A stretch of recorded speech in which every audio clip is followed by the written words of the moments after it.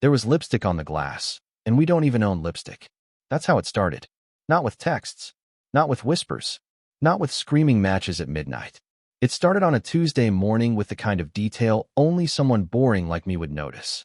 A faint red smudge on a water glass in the guest bathroom. Cora hadn't been home in months. I didn't ask her to leave. She just did. Said she needed to see things clearly, but she never told me what she meant by things. That word hung in the air like a splinter you can't pull out. Things. Anyway, I hadn't touched that bathroom since she left. It was still her towel on the hook. Still her coconut-scented shampoo in the corner. Still the same half-used perfume bottle on the windowsill. But the glass was clean. Too clean. Recently washed. I opened the drawer. My spare toothbrush, the blue one, was wet. Still damp. No one else had a key. Not even my brother. I stood there for what felt like hours. No anger. No fear. Just confusion. I went to work. I taught my classes. Smiled where I was supposed to. Nodded like I was listening. But my head wouldn't stop replaying that moment in the mirror. That toothbrush. That lipstick. That horrible realization. She'd been back. She used to live here. I thought she was long gone. Vanished with the man she left me for. The one she said understood her better. The one with the expensive shoes and the charming accent. I assumed she'd disappeared into a world of rooftop bars, art shows, and spontaneous vacations. I thought she'd never look back. But that red smudge said otherwise. I didn't call her. I didn't text. I just started watching. For weeks, nothing happened. Then one night I got home late, and the bedroom smelled like her again, like vanilla and a breeze before rain. And on the bed, a folded note. No envelope. No greeting. Just 7 words in her handwriting. Don't change the locks. I'm not done. I didn't sleep that night. I just sat on the edge of the bed with the note still in my hand, reading those 7 words over and over like there was some hidden message I hadn't unlocked yet. Don't change the locks. I'm not done. It sounded like a threat wrapped in perfume. It sounded like her. The next morning, I checked the front door. Still locked. Then the back. Locked. No signs of forced entry. No broken window. Nothing missing, except my peace. I started wondering how long she'd been slipping in. Was it the first time? Had she watched me sleep? Had she opened the fridge and laughed at my leftover pasta like she used to? Did she miss me? Or was I just a ghost she enjoyed haunting? I went through the house carefully that day, room by room. The most unsettling thing was that nothing was wrong. That's how I knew something was. A man knows when he's being studied. I could feel it. The arrangement of the throw pillows had changed. The spare blanket was folded differently. And a small detail only I would notice. The photo frame in the hallway, the one of us on the Ferris wheel, had been dusted. My hand froze on it. I hadn't touched that photo since the night she walked out and told me, flatly, "This isn't what I pictured for my life." That picture was the last time we looked like us. Her head on my shoulder. My eyes closed from laughing. We were still pretending to be okay back then. That evening, after a day of pretending like nothing was happening, I came home to the soft scent of her again. This time it was unmistakable. Her exact perfume, the one I bought for her birthday 3 years ago. I followed the smell to the kitchen. There was a cup of tea on the table, still steaming. She had been here minutes ago, maybe seconds. I spun around, expecting her to still be inside the house, hiding somewhere. I opened every closet, every door. Nothing. I even checked the attic. I felt ridiculous, like some cartoon character getting played with by a ghost. But when I returned to the kitchen, the tea was gone. Only the cup remained. And another note. This one wasn't cryptic. "Ethan's gone. We ended it. But I'm not coming back for comfort. I'm coming back for you." Ethan. The name I never said out loud. The man she left me for. The man with the smirk and the tailored suits who took her from me like I was nothing more than a placeholder until she felt alive again. And now she was back. Not apologizing. Not asking. Just returning. Like my life was a show she'd paused and now felt like resuming. But here's the thing she didn't know. I wasn't the same Nolan anymore. The first week she was gone, I didn't even eat properly. The second week, I started recording voice memos to myself because I couldn't sleep unless I poured the ache somewhere. By the third week, I started going through the drawer in the hallway, the one with all the things she left behind. Tickets to a show we never went to. The keychain she said was just a trinket. And beneath it all, her old phone. I never touched it before. Out of respect. Out of weakness, really. But now? I charged it. I didn't expect much, she'd wiped most of it. But one app had auto-back to the cloud. It was a journaling app. She never knew I installed it for her when she was going through that mental wellness phase. And in it were entries. Dozens.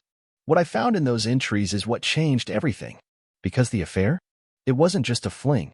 It was part of something much, much darker.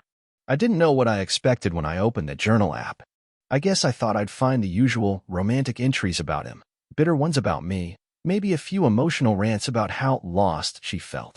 But what I found wasn't emotional. It was clinical, calculated, like she was documenting an experiment, not a love affair. The entries were titled by numbers, not dates, not feelings. Numbers.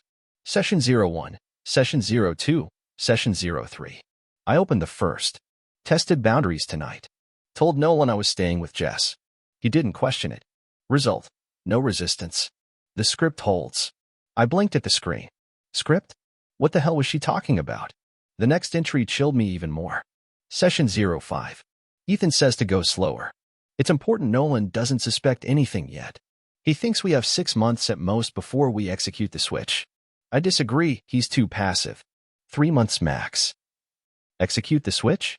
I scrolled down, hands shaking, reading more and more.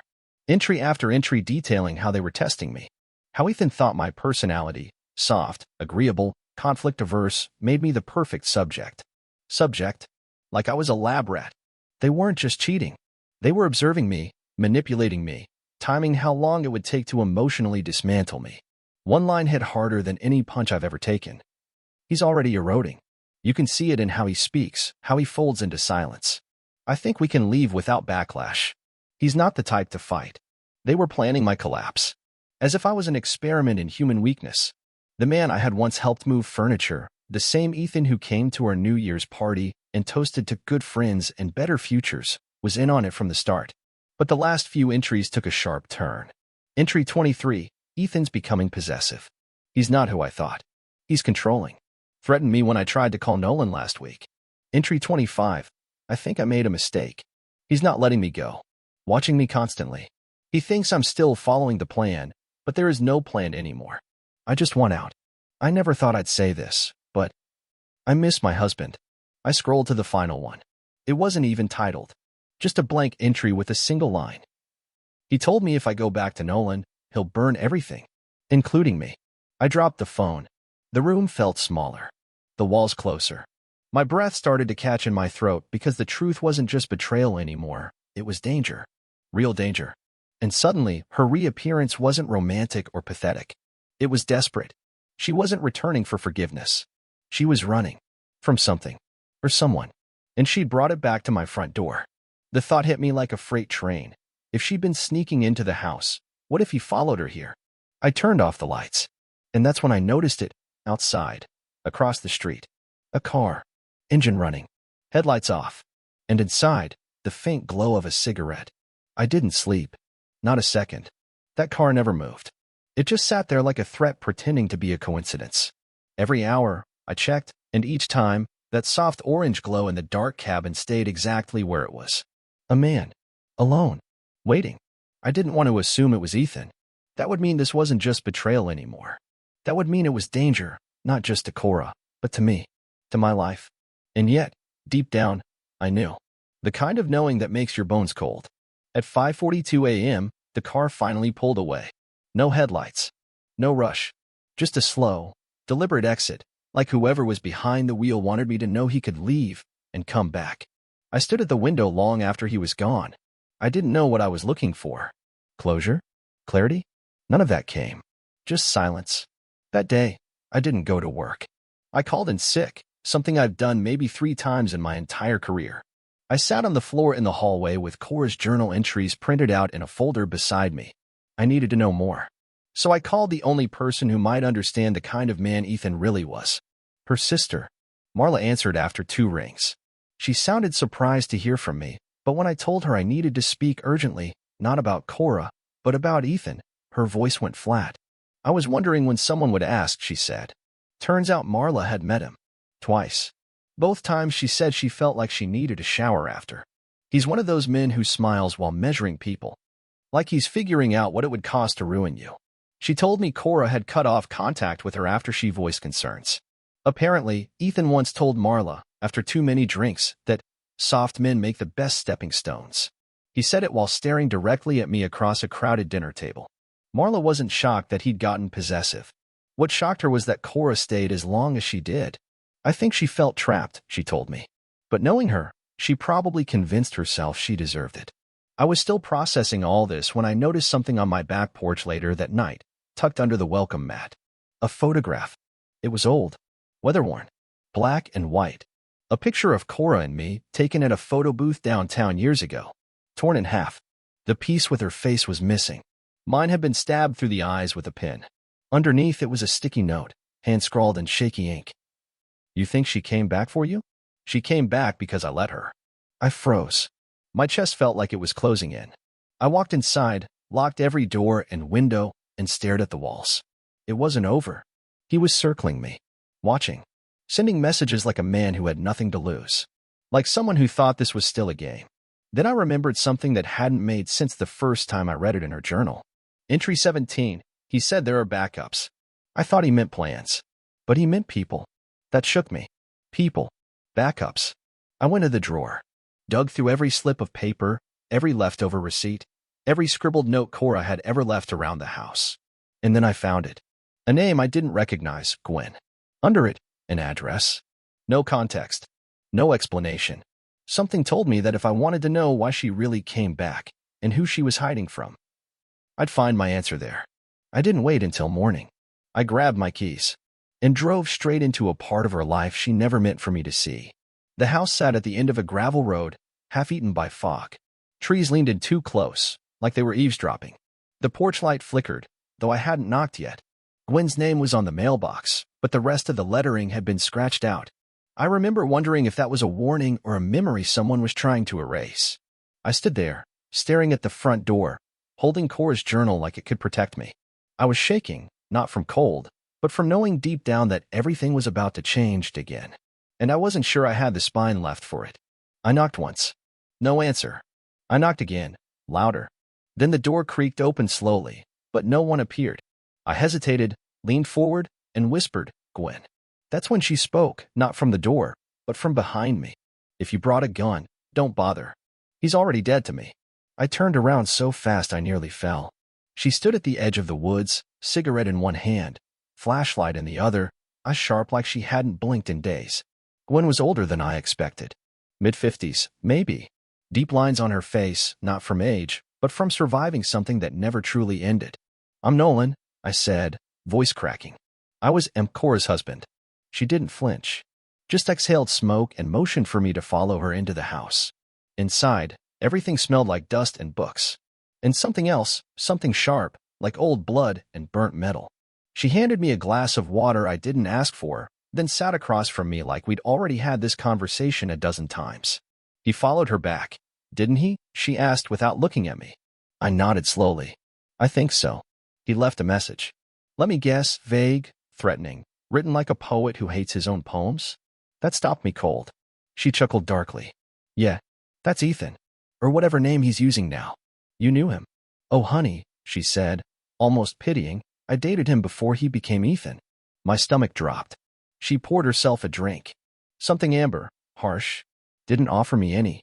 He changes names every few years. Reinvents himself. Same manipulations, same routines. Targets people like Cora. People who doubt themselves.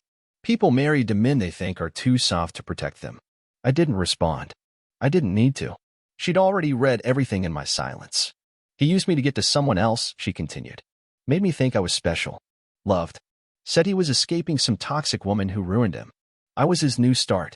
But I was just a step. He's always 10 steps ahead. That's the game. I pulled out Cora's journal and handed it to her. She read a few entries, her jaw clenching tighter with every line. She's lucky she got away, she muttered.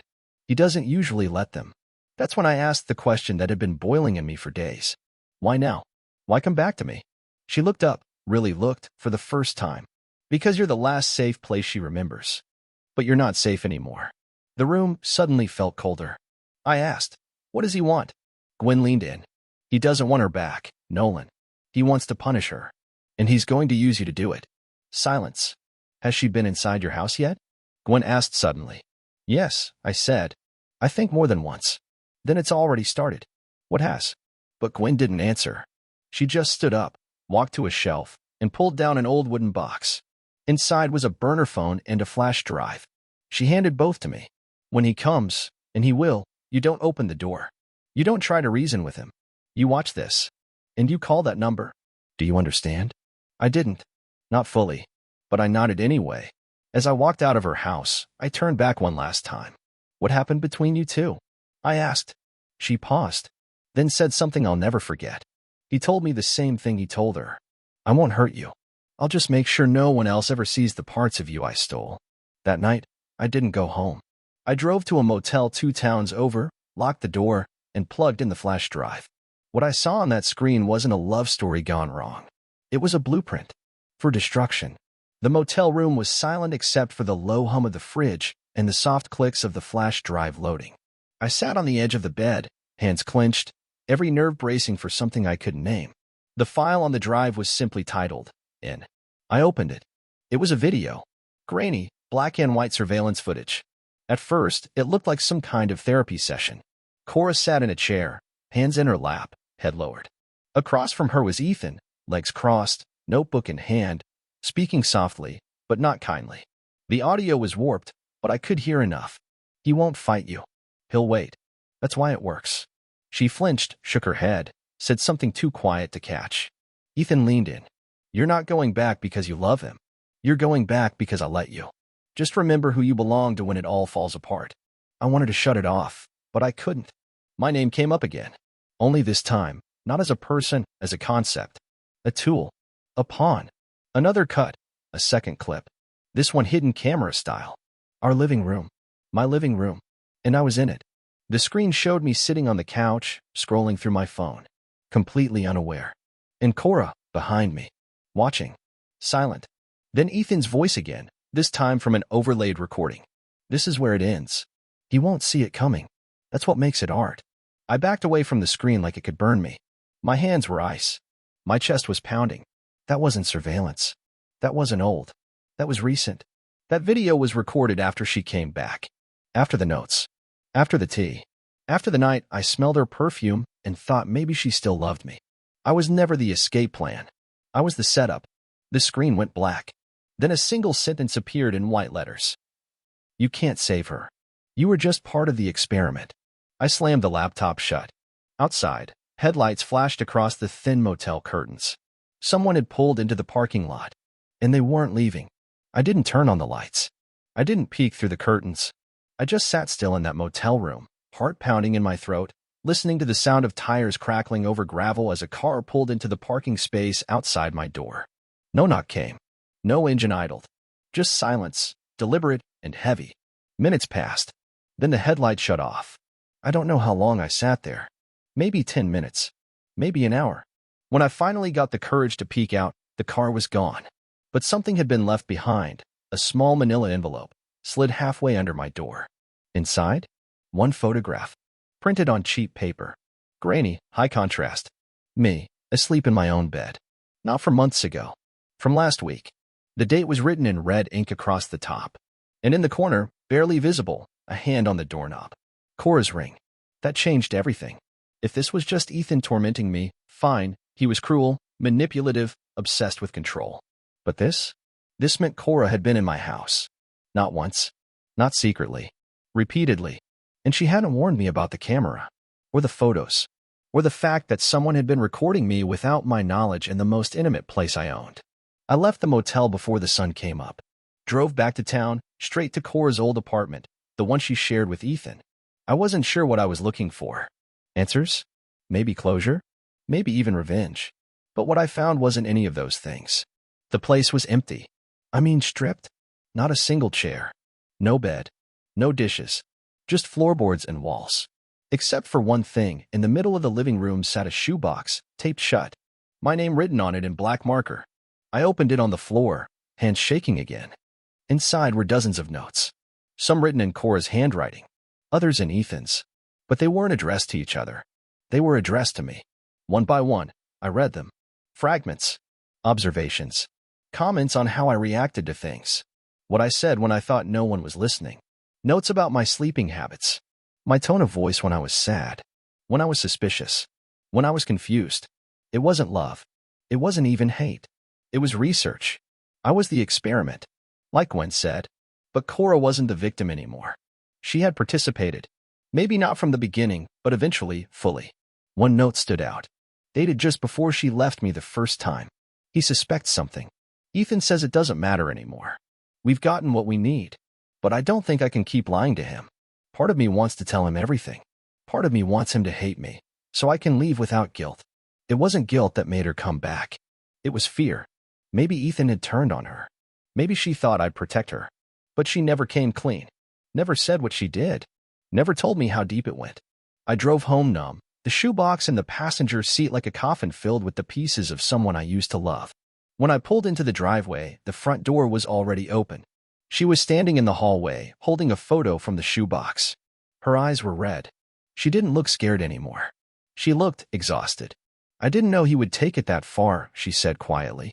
I didn't respond. She stepped closer. I thought if I could get you to forgive me, maybe I could start over. Maybe something good could come out of all this. I held up the picture of myself, sleeping. Did you take this? She hesitated. And in that pause, I finally understood who she'd become. I didn't yell. I didn't ask her to explain. I just stared at her like she was a painting that used to mean something, but now hung on my wall only out of habit. She looked down at the photo in her hand, then back at me. You were never supposed to find out. Not like this. I nodded slowly. But I did. She tried to say more. Something about Ethan, about fear, about how she felt trapped in a plan that got out of control. Maybe that was true. Maybe she really was afraid of him. But fear doesn't erase choice. And she had made hers over and over again. I let her speak. All of it. No interruptions. No guilt tripping. And when she was done, when the words ran out, I asked her one last question. If he never turned on you, would you have come back? She didn't answer. And that silence told me everything. So I let her go. No drama. No threats. I simply opened the front door, placed the shoebox in her arms, and stepped aside. She stood there for a moment, tears in her eyes, looking like she wanted to reach for something that no longer existed. But I didn't move. And neither did the part of me that used to wait for her to change. When the door clicked shut behind her, I exhaled for the first time in months. What followed wasn't some movie-style redemption arc. There was no wild night of rebirth, no sudden transformation. Just small things. Cleaning the house room by room. Changing the locks. Tossing the guest toothbrush. I donated the couch we used to cuddle on and bought a new one, cheaper, smaller, but mine. I went back to work. I took longer walks. I stopped checking her social media. I even started journaling, not because I wanted to document pain, but because I wanted to prove to myself that healing didn't have to be loud. Weeks passed, then months. And one evening, I sat in the backyard with a book in my lap and a cup of tea that I made, no lipstick on the glass, no ghost in the hallway, and I realized something strange. I wasn't waiting for her anymore. I wasn't waiting for answers, or apologies, or some invisible closure that never arrives. I had made it to the other side of something people don't always come back from. Not because she saved me, but because I finally stopped trying to save her.